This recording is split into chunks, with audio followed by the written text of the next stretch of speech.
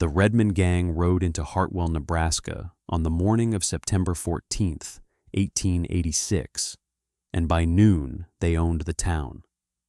43 armed men, led by a former Confederate guerrilla named Jubal Redmond, who had never surrendered and never would, surrounded the settlement with military precision, cut the telegraph lines, blocked the roads, and announced their terms. Every dollar, every horse, every weapon, and every woman of marriageable age would be surrendered, or the town would burn and everyone in it would die. The people of Hartwell had no way to fight.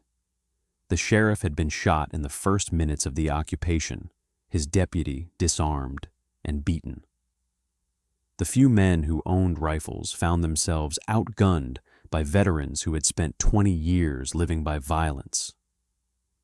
The cavalry at Fort Robinson was 3 days' ride away, and even if someone could slip through Redmond's pickets, help would arrive too late. The siege began with looting, progressed to brutality, and promised to end in massacre. The gang had done this before, in Kansas, in Missouri, in the territories where law was thin and justice thinner. They took what they wanted, destroyed what they didn't need, and left behind smoking ruins and shallow graves. But 3 miles east of Hartwell, on a rocky outcrop that overlooked the Platte River Valley, a young woman named Selah Bowen lowered her spyglass and began counting heads. 43 riders. She had provisions for 60 people for 3 months. She had walls 3 feet thick made of stone and sod. She had a spring that flowed year-round, a root cellar packed with grain and preserved food, and firing positions that could hold off an army. She had built a fortress, and now the fortress would serve its purpose. Selah was 20 years old in the autumn of 1886, but she had been building her stronghold since she was 14, since the day the people of Hartwell had cast her out for a crime she did not commit, since the morning she had been driven from the only home she had ever known with nothing but the clothes on her back and the burning knowledge that she would never again depend on the goodwill of people who could be turned against her by a single lie. They had called her a thief. They had called her worse. And now, watching their town held hostage by men who would kill them all, she had a choice to make. Save the people who had destroyed her life, or let them face the consequences of their cruelty alone. Her paint mare, Bramble, nickered from the stable built into the back of the fortress. The horse had been her only companion for 6 years, the only creature that had never betrayed her. "I know," Selah said quietly, "but there are children in that town, children who never called me anything." She began loading her rifle. Tell us in the comments where you're watching from today, whether you're in the plains, the frontier, or somewhere the law runs just as thin. These lessons of frontier wisdom are timeless. And if you haven't already, subscribe so you don't miss what happens when the fortress they mocked becomes the only safe place for miles. Selah had come to Hartwell as an infant, delivered into the arms of her mother on a wagon crossing the Nebraska prairie in the spring of 1866. Her father, Tobias Bowen, had been a stonemason from Pennsylvania, a man who understood how to build things that lasted. Her mother, Ruth, had been a farmer's daughter who knew how to make food stretch, how to preserve and store, how to prepare for the lean seasons that frontier life inevitably brought. They had filed a claim on 160 acres at the edge of the Hartwell settlement. Good land with a rocky outcrop that Tobias had immediately recognized as the foundation for something more than an ordinary homestead. He had begun quarrying stone from that outcrop in the first summer, laying the foundations for a house that would be different from the wooden structures that other settlers were building. "Stone lasts," he told young Selah, who followed him everywhere with the devoted attention of an only child. Wood rots, wood burns, wood fails, but stone endures. Build with stone, and you build for generations. He had died when Selah was 8, killed by a fever that swept through the territory in the summer of 1874. Her mother had followed within a year, worn down by grief and the endless labor of maintaining a homestead alone.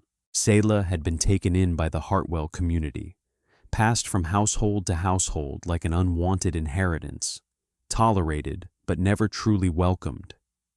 She was strange, the families said. Too quiet, too watchful, too interested in her dead father's stonework and her dead mother's preserving techniques. A normal girl would have forgotten such things, would have focused on the domestic skills that would make her a good wife someday.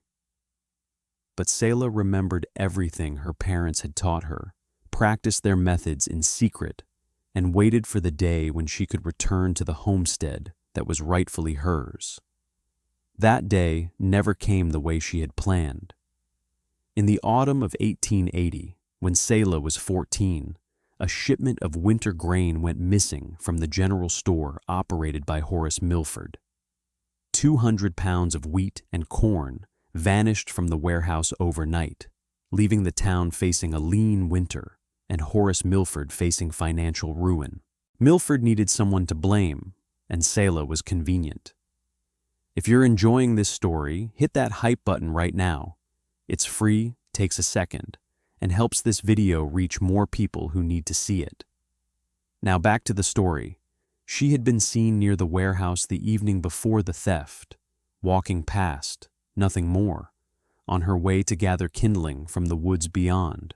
But Horace Milford had never liked the Bowen orphan, had resented her quiet self-sufficiency, had interpreted her watchful silence as evidence of cunning rather than caution. He accused her publicly at a town meeting called specifically to address the missing grain. The girl was seen at the warehouse, Milford declared, his voice carrying the particular righteousness of a man who needs a scapegoat more than truth. She has no family, no supervision, no one to vouch for her character. Who else would steal grain? Who else has nothing to lose? Selah had tried to defend herself. She had tried to explain that she had been gathering kindling, that she had not entered the warehouse, that she had no way to move 200 pounds of grain, even if she had wanted to steal it. But 14-year-old orphan girls did not win arguments against established merchants, and the town was eager to close the matter and move on. They could not prove she had taken the grain. There was no grain in her possession, no evidence beyond Milford's accusation and her presence near the warehouse. But they could do something almost worse. They could declare her unwelcome, could refuse to house her, could make clear that no family in Hartwell would take in a suspected thief. If the girl will not confess, Mayor Thaddeus Webb had pronounced, then she must seek her fortunes elsewhere. Hartwell has no place for those who steal from their neighbors. She had been driven out on a cold October morning, given nothing but a threadbare coat and a day's worth of food, expected to walk to the nearest town 40 miles distant or die trying. The families who had housed her for 6 years watched from their doorways and said nothing. The children she had played with turned away when she looked at them. The community that should have protected an orphan had instead chosen to destroy her. Selah did not walk to the nearest town. She walked to her parents' homestead, the abandoned claim 3 miles east that no one had bothered to take over because the rocky ground was considered too difficult to farm. She walked to the stone foundation her father had begun, the spring her mother had used, the land that had been in her family's name and had never been officially transferred to anyone else. She arrived at dusk, found the partial walls her father had built still standing, and made a decision that would define the next 6 years of her life. She would build. She would build something so strong that no one could ever drive her out again.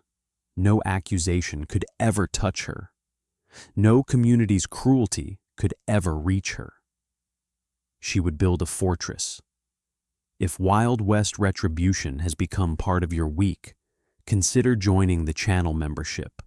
Just a couple dollars a month keeps these stories coming. Links below, and hit that hype button if you haven't already. Now, back to the story. The work began the next morning and did not stop for 6 years. Selah started with what her father had left behind, a partial foundation, a few courses of stone wall, tools that had rusted but were still usable. She remembered his techniques, the way he had shaped stones to fit together, the mortar recipe he had used, the principles of weight and balance that made a wall stand for centuries rather than years. She quarried stone from the outcrop, working with a hammer and chisel that raised blisters that became calluses that became hands as hard as the rock itself. She hauled stones in a handcart she had built from scrap lumber, making dozens of trips each day, building her walls one stone at a time. She mixed mortar from lime she burned herself, sand she gathered from the riverbed, water she carried from the spring. The first winter nearly killed her. She had no shelter but the partial walls, no food but what she could trap and gather, no warmth but a fire built against the stone foundation that offered inadequate protection against the Nebraska cold. She survived on stubbornness and rabbits, and the absolute refusal to die in a way that would prove Horace Milford right. By spring, she had completed one room, a small chamber with walls 3 feet thick, a roof of timber and sod, a door of heavy planks that could be barred from within. It was not much, but it was hers, built by her own hands, and no one could take it from her. The trading post at the railroad junction, 15 miles distant, became her connection to the outside world. She trapped furs in winter, gathered herbs in summer, did whatever work was available for whatever wages she could get. Every cent she earned went into supplies for her building project. More tools, glass for windows, iron for hinges and bars, the materials that would transform her shelter into something more. The people of Hartwell saw her occasionally, passing through on her way to the trading post, or returning with supplies loaded on the handcart she had graduated to a small wagon. They watched, but did not speak to her. She was the thief, the outcast, the girl who had been driven away and should have had the decency to disappear. That she was still alive, still building something on the abandoned Bowen claim, was an irritation that they chose to handle by ignoring her existence entirely. Horace Milford saw her once in the 3rd year of her building and laughed out loud. "The thief is building herself a castle," he announced at his store that evening, where the townspeople gathered, as they always had. "Stone walls and everything, like she's a medieval princess. I suppose she thinks the fortress will protect her from honest folk who remember what she did." The laughter had been immediate and sustained. The thief's fortress, the castle of the grain stealer.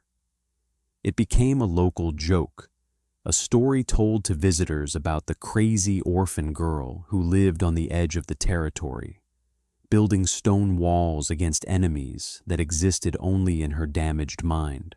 Selah heard the laughter, sound carried far on the prairie, and she continued building. By 1884, the fortress was substantial. The main structure was 40 feet long and 30 feet wide, with walls 3 feet thick at the base, tapering to 2 feet at the top.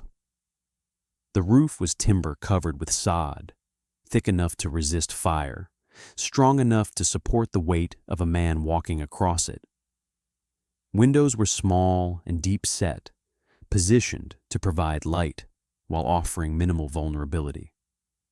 The door was oak, reinforced with iron bands, set in a frame designed to resist battering. She had built more than walls. She had dug a cellar beneath the main structure, lined with stone, cool and dry, perfect for storing food.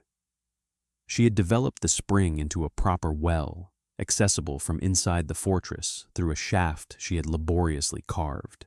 She had created defensive positions, shooting ports at intervals along the walls, a raised platform that commanded views in every direction, a heavy wooden gate that could seal the entrance against assault. And she had filled her stores. The grain that Horace Milford had accused her of stealing became an obsession of a different kind.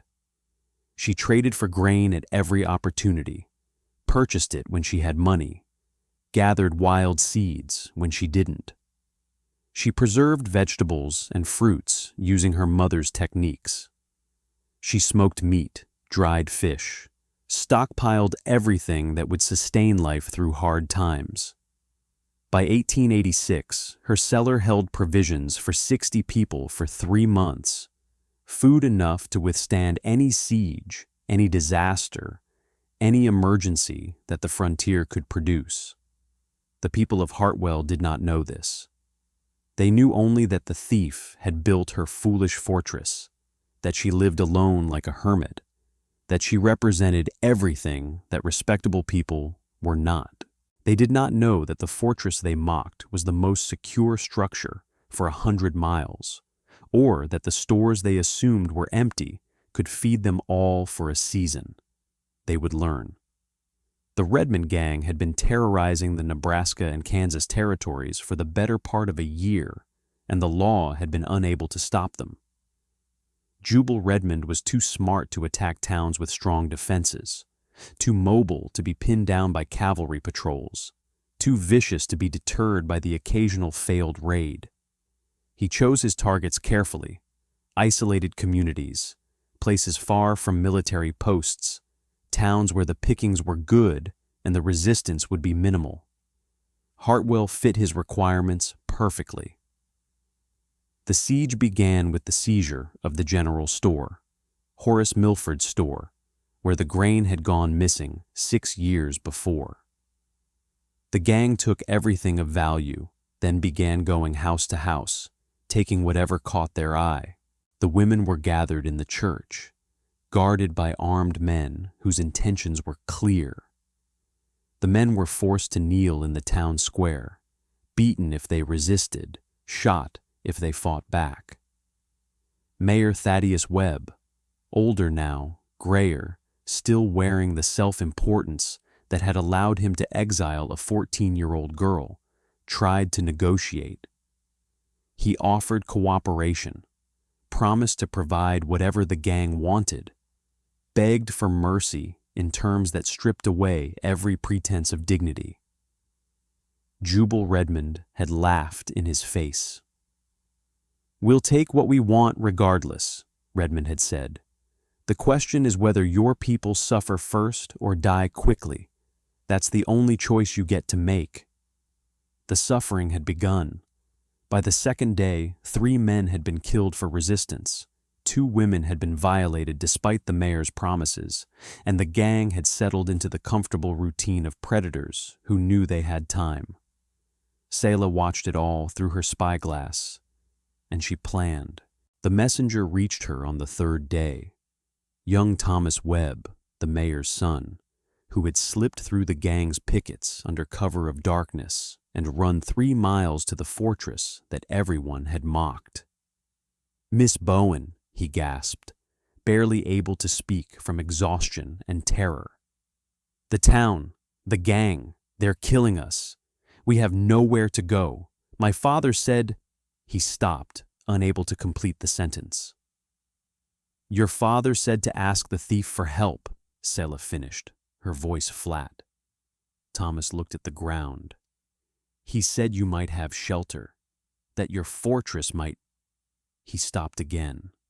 Selah studied the young man.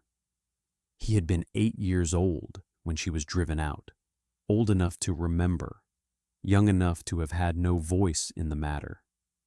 He was not responsible for what had been done to her.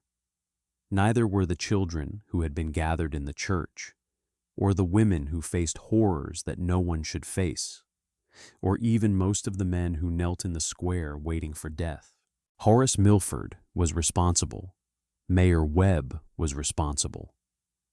The adults who had chosen to believe a lie rather than protect an orphan were responsible, but their children were not. "How many people in the town?" she asked. 53, maybe fewer now. They've killed several already." "Can they travel? The women, the children, the elderly?" "I think so, if we can get them out." Selah nodded slowly. "Go back. Tell anyone you can trust that there is shelter here. When you hear 3 rifle shots in quick succession, that's the signal. Get everyone who can move out of the town and head east. I'll cover your retreat." Thomas stared at her. "You'll cover? Miss Bowen, there are 40 men down there. You can't—" "I know this land," Selah interrupted. "I've been watching those men for 3 days. I know where they post their sentries and when they change shifts. I know the terrain they don't know. I can slow them down long enough for your people to reach the fortress." She paused. "But understand this. I'm doing it for the children, for the women who never called me a thief, for the people who had no voice when your father threw me out, the ones who did this to me." Her eyes hardened. "They can come too. I won't turn them away, but they'll know every day they shelter behind my walls and eat my food that the thief they cast out is the only reason they're alive." The evacuation happened the next night.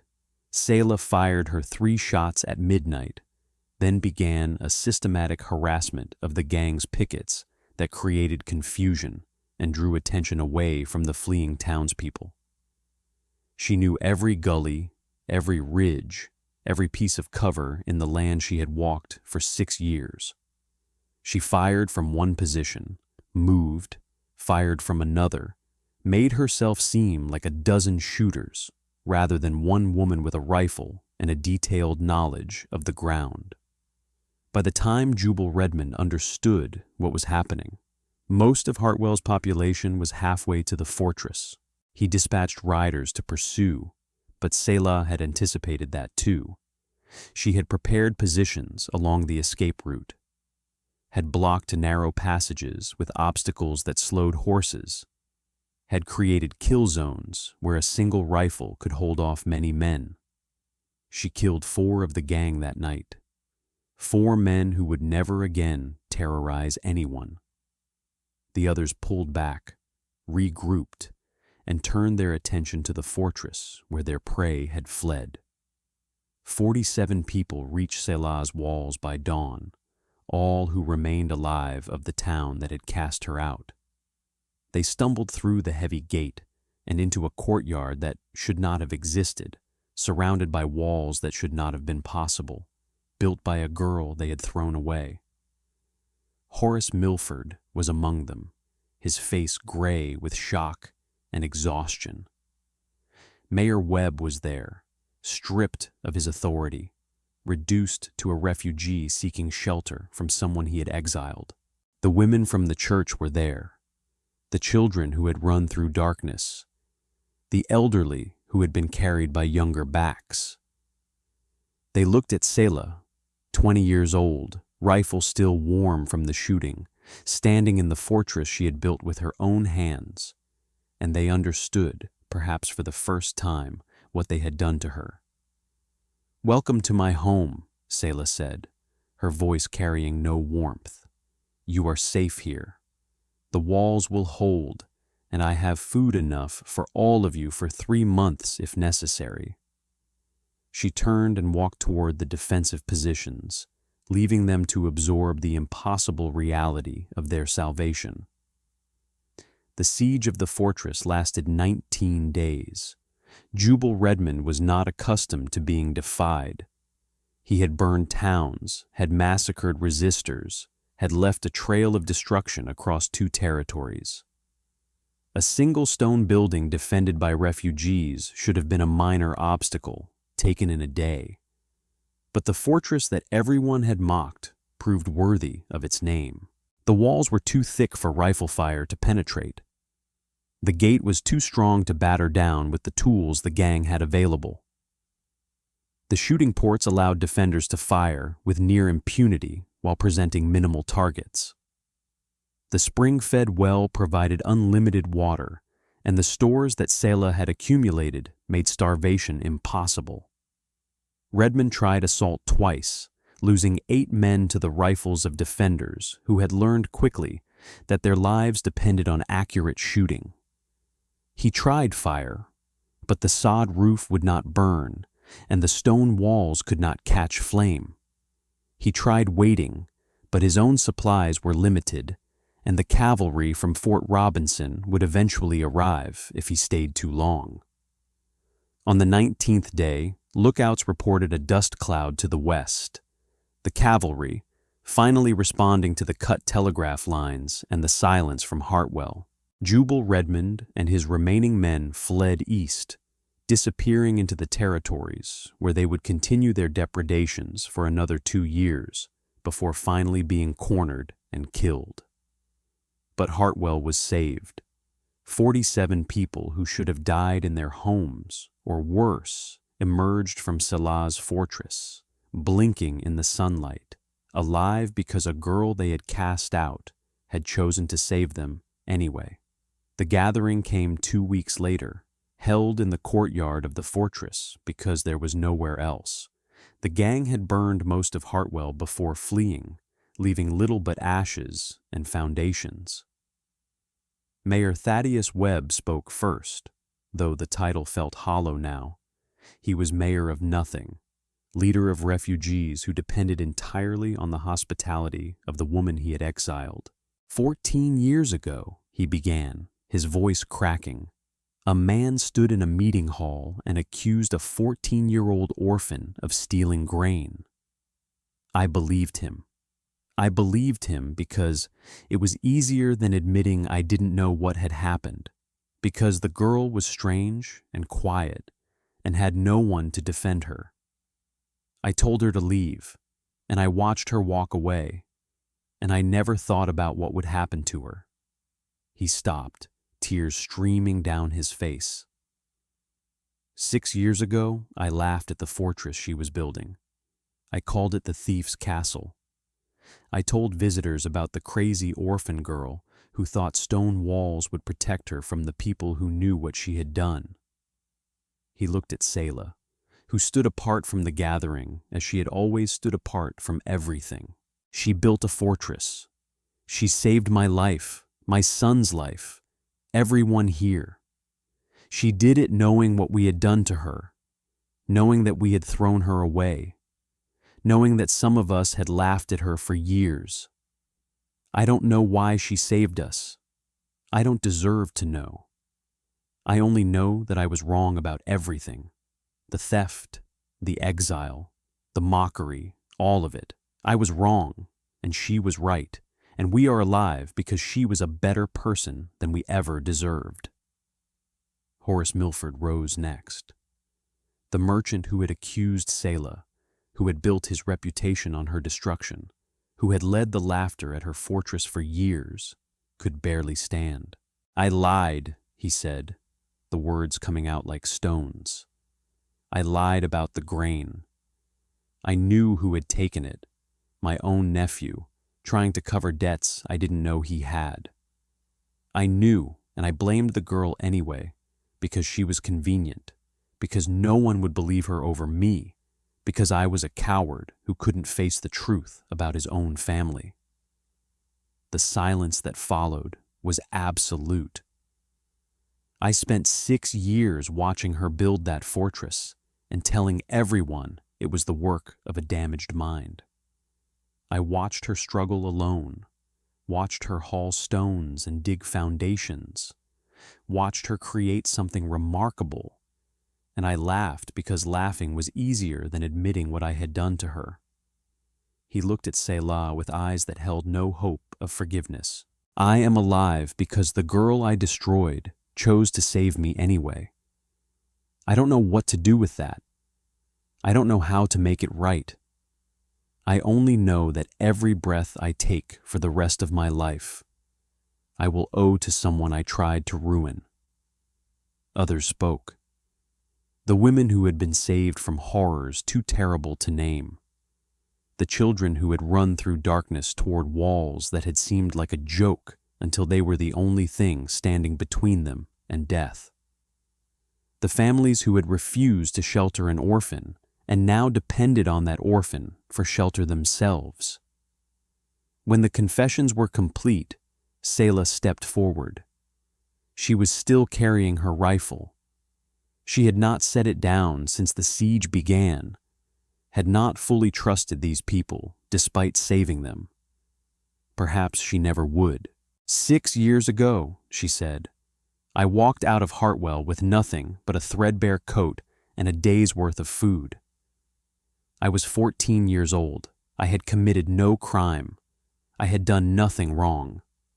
But a man lied, and people believed him, and I was thrown away like garbage.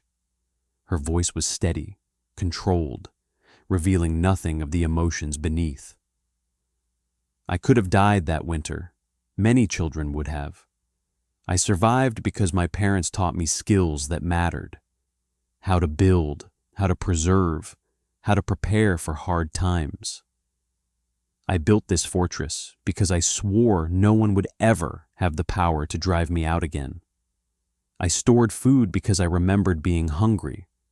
I prepared for siege because I understood that the world contained people who would take everything if given the chance. She looked at Horace Milford. You lied to destroy a child. You laughed at me for 6 years while I built something that saved your worthless life. Her voice did not rise, did not waver. I saved you because there were children in that town who had done nothing wrong, just as I had done nothing wrong when you destroyed me. I saved you because I am not the person you made me out to be. She paused. You can stay here while you rebuild. You can eat my food and drink my water and shelter behind my walls. I will not turn anyone away. But understand this. I will never forget what you did. I will never pretend it didn't happen. And I will never, ever trust any of you again.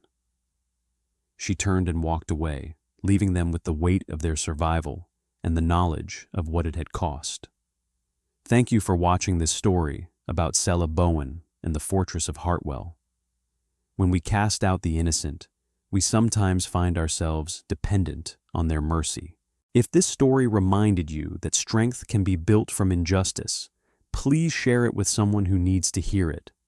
Subscribe to Wild West Retribution for more stories of frontier resilience and quiet vindication. Tell us in the comments, has anyone ever accused you falsely and lived to regret it? The town of Hartwell was rebuilt over the following years, but it was rebuilt around the fortress rather than separate from it. Selah's walls became the center of a new community, her stores the foundation of a cooperative that ensured no family would face starvation alone. The fortress she had built in isolation became a public refuge, expanded and maintained by the community that had learned what it meant to have nowhere safe to go. Horace Milford confessed publicly to his lie and was shunned by the community that had once believed him. He left Hartwell within a year, unable to bear the eyes of people who knew what he had done.